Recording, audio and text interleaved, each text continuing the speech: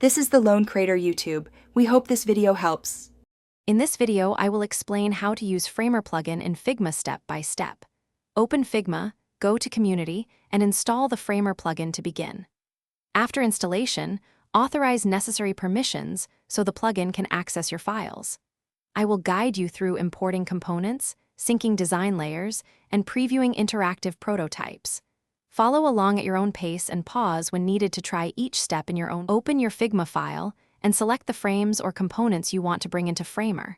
With the plugin open, choose the Import or Sync option to transfer assets into a project.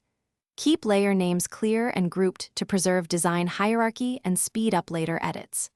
I will explain best practices for handling variants and auto layout so everything remains flexible and easy to iterate inside Framer. Once your components are in Framer, open the interaction tools to assign clicks, hovers, and scroll-based animations. Drag connections between frames to build navigation and prototype flows that feel real. Adjust easing, duration, and triggers to polish the motion.